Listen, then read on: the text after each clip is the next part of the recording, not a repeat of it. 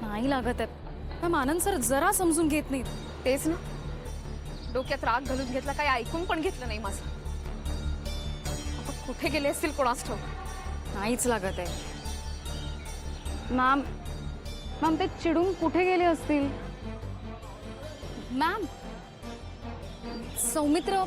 सौमित्राला माहिती असेल, त्यांना तर फोन केलाच असेल ना आनंद सरांनी. बरोबर आहे जेनी, आनंद भाऊजी नक्की सौमित्राला भेटणार. मॅम तुम्ही फोन करा ना प्लीज त्यांना. काय केलंय म्हणजे? राजरोसपणे एका परक्या पुरुषाबरोबर सोसायटीत फिरता दिसत नाही आम्हाला? अहो तो माझा मित्र आहे. हो असेल ना, पण लग्न झालेल्या बाईसाठी मित्र हा परका पुरुष असतो. जेनी तूच कर बरं फोन. Yes ma'am.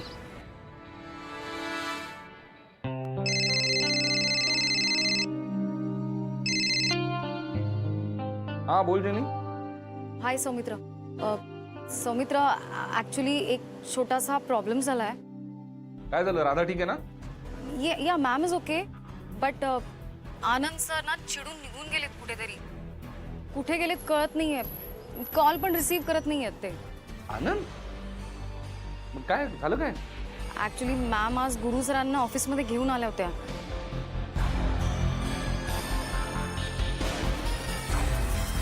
हा जर इथे काम करणार असेल तर ते मला पटलेलं नाहीये. मी इथे काम करणार नाहीये, मी निघतो. आनंद भाऊजी एक मिनिट. आनंद भाऊजी ठीक आहे जेनी जेनी तू शांत हो. आता तू शांत हो. आपण शोधूया त्याला. ओके? म्हणजे ते तुमच्याकडे सुद्धा आले नाहीयेत का? नाही ऑफकोर्स इथे नाही आलाय, पण तू नको काळजी करूस. ओके? आपण शोधूया. मी बघतो त्याला काही कॉन्टॅक्ट होतोय का. ॲक्च्युली खूप काळजी वाटते. मॅम पण खूप टेन्शनमध्ये आहेत. असे कसे चिडून निघून जातात? मॅमचं पण काही ऐकून घेतलं नाही त्यांनी. हो ठीक आहे. हे बघ, मला सांग राधा आहे का तिकडे? दे तिला जरा. हां एक मिनिट. मॅम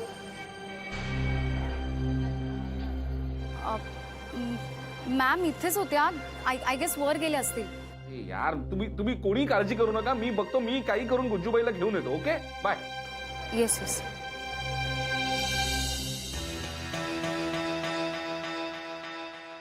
हॅलो बोल. हाय बेबी, कसा आहेस तू? ऑल इज वेल ना? नाही ना, का काय झालं? तर त्या आनंदने ऑब्जेक्शन घेतलं. अजून काहीच झाले नाही. ओ माय गॉड गॅरी, आता काय कोणाच ठाऊक, मला कळतच नाही काय चाललंय. हे बाकी सगळे पानवलकर श्रेयस वगैरे माझ्या बाजूने ऑलमोस्ट आलेलेच आहेत, पण आनंद एकदम चिडला आणि निघूनच गेलाय.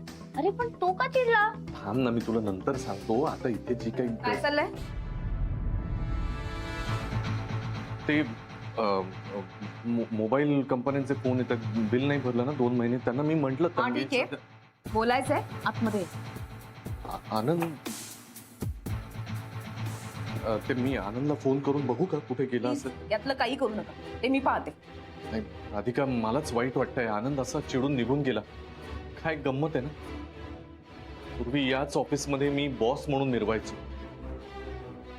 आणि आता त्याच ऑफिसमधल्या लोकांना मी अगदी नकोसा झालो. कळलं ना? याला म्हणतात कर्माची फळं. लक्षात येत आहे ना तुमच्या आता? खरंय, तू बरोबर म्हणतेस राधिका. नाही तू बघ ना, हे नारकर, जेनी वगैरे माझ्या मागे मागे असायचे सतत पूर्वी. त्यांना बारीक बारीक गोष्टींमध्ये मी गाईड करायचो. आनंदला हाताला धरून मी सगळं शिकवलंय ग. त्याचं करिअर घडलंय पण आता बघतेस ना, सगळं जाणीवेच्या पलीकडे गेलंय. तेच आता हे तर कळलंय तुम्हाला. नाही तरीही तुम्हाला ही संधी दिली. आता इथे या, ऑफिसमध्ये नीट काम करा, नीट वागा, आणि सगळ्यात महत्वाची गोष्ट म्हणजे तुमच्या कॅलिबरचा वापर इतर गोष्टींकरता न करता कंपनीच्या फायद्यासाठी करा. Radhika, I am really thankful to you. तू जो काही विश्वास टाकलाय ना माझ्यावर, तो मी कधीच खाली पडू देणार नाही. मी मनापासून काम करेन. आता ही सगळी आश्वासनं देण्यापेक्षा ना कृती करा. नाही राधिका, मी खरंच मनापासून सांगतोय. राधिका नाही, राधिका मॅडम. हा? राधिका मॅडम. हा, I am sorry Radhika madam. तुम्ही मला काहीतरी कामासाठी म्हणून बोलवलं होतं. एवढंच काम होतं, ते सांगायचं होतं, सांगितलं, आता तुम्ही निघू शकता.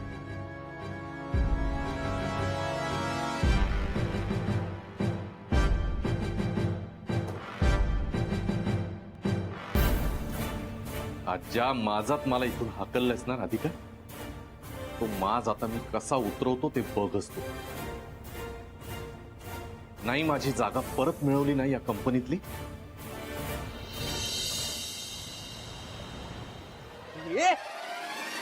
काय अख्खा डबा काय वेळ लागलाय काय? हे मला परत देतो, मी अख्खा डबा नाही घेतलाय. मिळणार तो तुला. मला ते का वेळ लागलाय काय तुला? तू इथे काय करतो? इथे काय करतोय म्हणजे तुलाच शोधत आलोय मी. मला माहिती होतं तू इथेच बसला असता. अरे काय आहे, आनंद?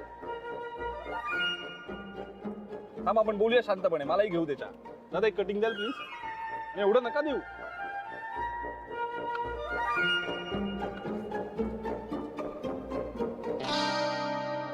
बरं हे बघ, मला प्रवचन नकोय.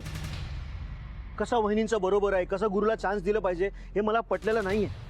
मला कोणाचंच ऐकायचं नाही. झालं बोलून झालं सगळं. नाही, बोलून घे सगळं. बोलून घे. काही बोलायचं नाही. तर मग मी काय सांगतो ते ऐकून घेशील शांतपणे. एक तू तू काय लहान मुलासारखा वागतोय सर आनंद? आणि असं ऑफिस मधून चिडून निघून काय आलायस? मग काय करू? काय करू?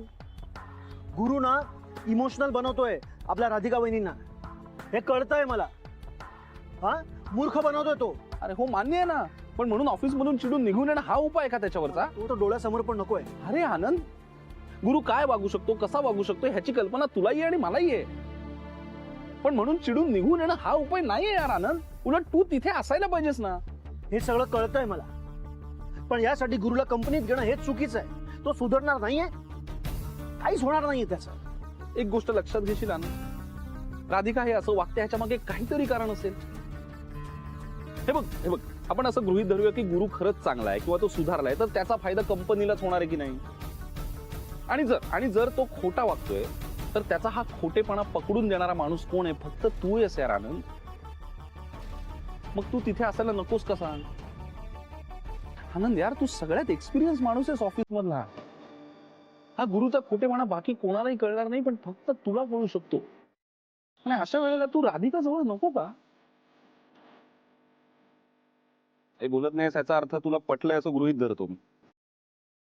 चल आता, चल जाऊया ऑफिसला. नाही असं परत लहान मुलासारखं वागू नकोस. एंगेजमेंट झाली आता तुझी.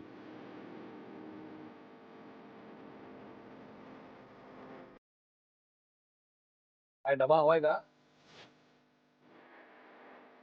नाही, शांत झालं. चल.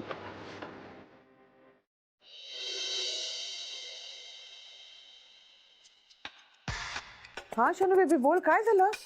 काही नाही, फोन कशाला केलास? मला बोर होत होतं म्हणून मी तुला फोन केला. व्हॉट? हो ना यार, आता गॅरी गेलाय ऑफिसला. मम्मा आय थिंक मी पण ऑफिसला जायला पाहिजे ना. तू ऑफिसला जाऊन काय करणार होतीस? तेच केलं असतं जे गॅरी करणार आहे. राधिकाची 300 करोडची कंपनी माझ्या नावावर केली असती. Yes Shanu baby please. राधिकाची कंपनी स्वतःच्या नावावर करणं म्हणजे सोशल मीडियावर पोस्ट टाकणं इतकं सोपं नसतं, कळलं? मम्मा तू मला ना अंडर एस्टिमेट कर. सॉरी शनू बेबी, पण जे काम गॅरी करू शकतो ना ऑफिसला जाऊन, ते तू नाही करू शकत. हॅलो, गॅरीनी पण अजून काही केलेलं नाही, कळलं ना? तिकडे कंपनीमध्ये लोकांनी ऑब्जेक्शन घेतलंय गॅरीवर. तो नकोय त्यांना कंपनीत. व्हॉट? येस, त्या आनंदने सगळ्यांचं डोकं फिरवलंय असं म्हणत होता. अरे बापरे, म्हणजे केड्या बोलत होता ते खरंच आहे. काय काय म्हणत होता केड्या? काय नाही, पुढे काय झालं? That I don't know. गॅरीने मध्येच फोन कट केला. ओके शनू बेबी, गॅरी तर ऑफिसला गेला पाहिजे, नाहीतर आपला प्लॅन कसा सक्सेसफुल होईल? येस. तू एक काम कर, आता काय होईल ना यापुढे त्याच्या सगळ्या प्लीज अपडेट्स देत राहा मला. Okay okay, bye Shanu baby. Okay bye मा. अरे बापरे, गॅरी ऑफिसला नाही गेला तर 300 करोड कसे मिळणार आम्हाला? आणि कंपनी शनू बेबीच्या नावावर कशी होणार? टेन्शन आलंय, भूक लागली. केड्या,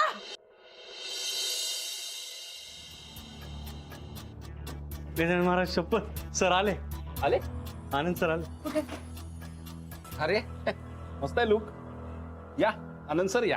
यस सर. या या. Anand sir what is this?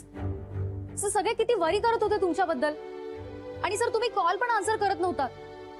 Sorry. Sir what sorry? Sir this is not fair. हा सगळे खूप काळजी करत होते तुमच्याबद्दल. मॅम कडे बघा, त्यांना काही सुचत नव्हतं. असं काही ऐकून न घेता कोणी निघून जातं का? Sir this is very wrong. Jenny जरा शांत हो ना तू. आता आलाय ना तो, झालं तर मग. हो ना आनंद भाऊजी, ते बरं झालं तुम्ही परत आलात. पण जरा मी काय सांगते ते ऐकून तरी घ्यायचं होतं. अगं हो ग, ठीक आहे. आणि का असे सगळ्यांनी सिरियस चेहरे केलेत? आलाय आता तुमचा गुज्जूबाई. हा बघा गुज्जूबाई आलेला आहे. तो मित्र बरं झालं ना, तो आनंदला शोधून घेऊन आलास. पण होता कुठे हा? जाऊन कुठे जाणार होता? कुठे बसला होता माहितीये का? त्या चहाच्या टपरीवर बसला होता, असं एक बिस्किटचा डबा घेऊन. नशीब तिकडेच बसले होते. नशीब यांचं नाही, नशीब त्या टपरीवाल्याचं. 170 रुपयाचं बिल केलंय टपरीवर. प्रोटीनचा डबा असल्यावर का घेऊन बसलेला बिस्किट. सर डाएट चालू आहे तुमचं, बारीक व्हायचंय. कसला डाएट? हे जेनी बघ, डाएट बघायचं. बरं जेनी तू आता प्लीज शांत हो. आलेत ना ते, चिडू नकोस प्लीज. सर पुन्हा असं करायचं नाही हा तुम्ही. हो, आणि लग्नानंतर तर नाहीच नाही. थँक्यू सौमित्र. मॅम सौमित्र नसताना तर हे आलेच नसते.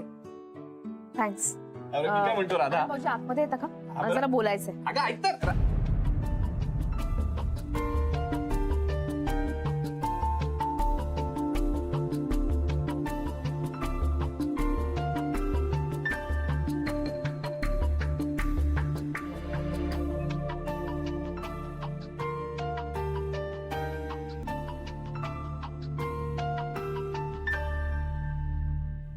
सॉरी.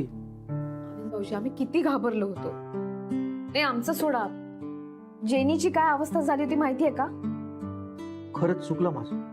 डोक्यात असं राग ठेवून निघायला नको होतं. बरोबर शोधून आणला की नाही मी याला. मला माहिती होता कुठे असणार. काय राधा? हे बाप, तुम्हाला कोणालाच पटत नव्हतं म्हणून हे सुद्धा परत जायला निघाले होते. आता तरी थांबवलंय त्यांना. बघूया ना, एक संधी देऊन बघू. तसंही यांचं आणि चण्याचं लग्न झालंय. त्या मुलीची जबाबदारी आता यांच्यावरती आहे. एवढी तरी जाणीव असायला पाहिजे आता यांना. पण तरी मला असं वाटतं, काही असलं तरी पटकन विश्वास ठेवू नये तुम्ही कोणीच त्याच्यावर. तेच तर. असं एकदम विश्वास कसं ठेवणार?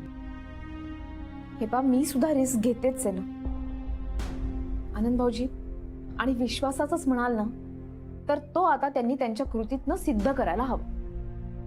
आणि बघूया आपण, यांचं वागणं बघू आणि मग ठरवूया. ठीक आहे. राधा मी निघू? निघ.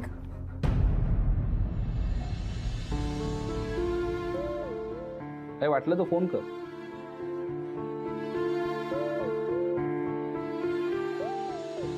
आनंद काय वाटलं तर फोन कर. आनंद भाऊजी तुम्ही काहीतरी खाऊन घ्या, मग लगेच आपण कामाला बसूया.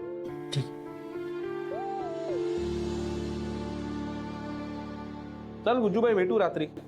हा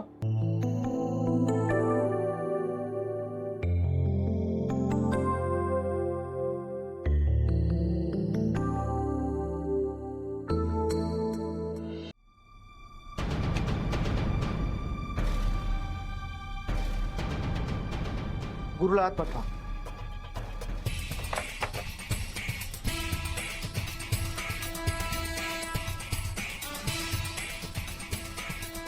आनंद सर आत येऊ का? बोलवलं का आनंद सर? काही सर वगैरे म्हणू नकोस ना. कशाला उगाच नाटक करतोयस? ओळखतो रे मी तुला चांगलं. हा, नको करूच हे नाटक. काय प्लॅन काय? प्लॅन? हा?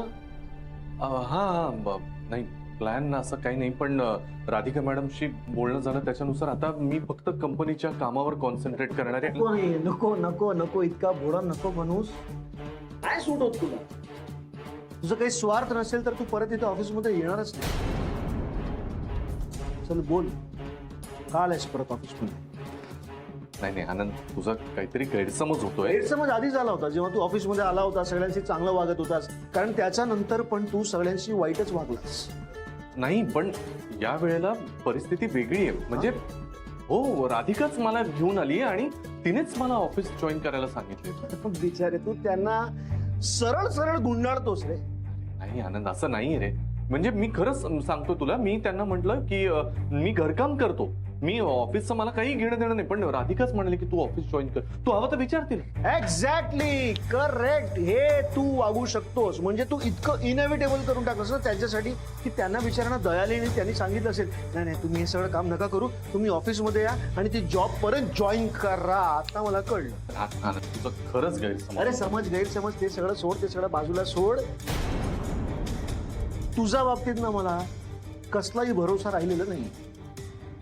आनंद, खरंच तुला वाटतंय तसं काही नाहीये. अरे नसू दे ना, तेवढं मला समाधान मिळेल. मला माहिती आहे रे, तुला इतकं सरळ साधं आयुष्य जमतच नाही, तुला आवडतच नाही रे मित्रा. म्हणजे एक याद राख, इथे ऑफिसमध्ये जर काही प्रॉब्लेम्स क्रिएट केलेस, राधिका वहिनींना जर परत त्रास दिलास, तेव्हा कोणीही मध्ये आलं तरी मी तुला सोडणार नाही.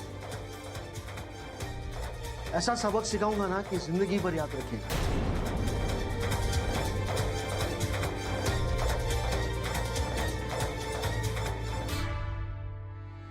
लीव.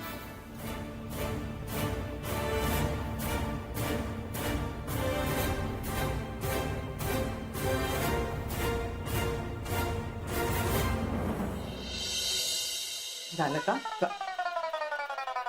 इकडे पाय, इकडे पाय. तू का करत आहे? काकडी घालते. ए तू भुक्कड आहे का? तू कोशिंबीर करायसाठी काकडी चिरायला सांगितली होती ना, तू का करत आहे?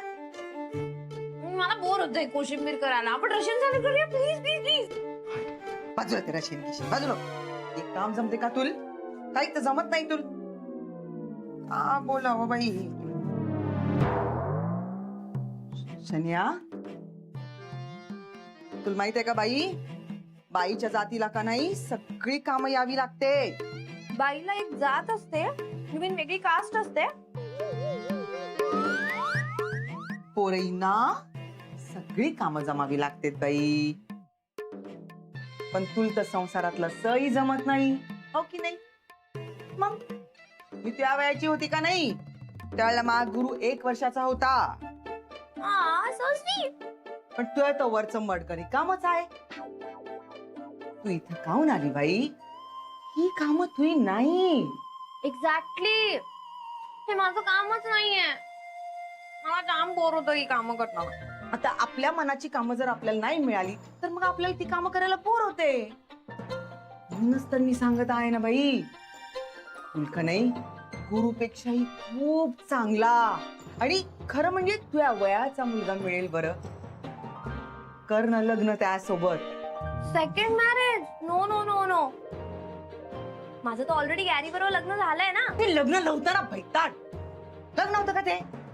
सगळं जंगलगुत्त होतं. तुला कळतं का मी का बोलत आहे ते? आणि आता तसाही गुरु तुझ्यासोबत काही चांगला नाही वागत. किती वेळा तुझ्यासोबत भांडणं करते मी, माझ्या डोळ्यांनी पाहिलं आहे ना. मग आता तो तुला नाही नांदवणार. पा तू नांदवणार मीन्स? आता तो तुझ्यासोबत नाही राहणार म्हणून सांगत आहे मी. जा इथून. नको, पण सेकंड मॅरेज कोण करणार माझ्या बरोबर?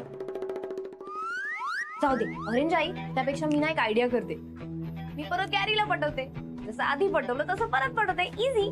तुम्ही बनवा कोशिंबीर. ओके, मी आहे. See you. नौटंकी कुठची? सगळं कळतं हिला. आम्हाला दाखवते पागल आहे म्हणून. आम्हालाच पागल बनवत आहे.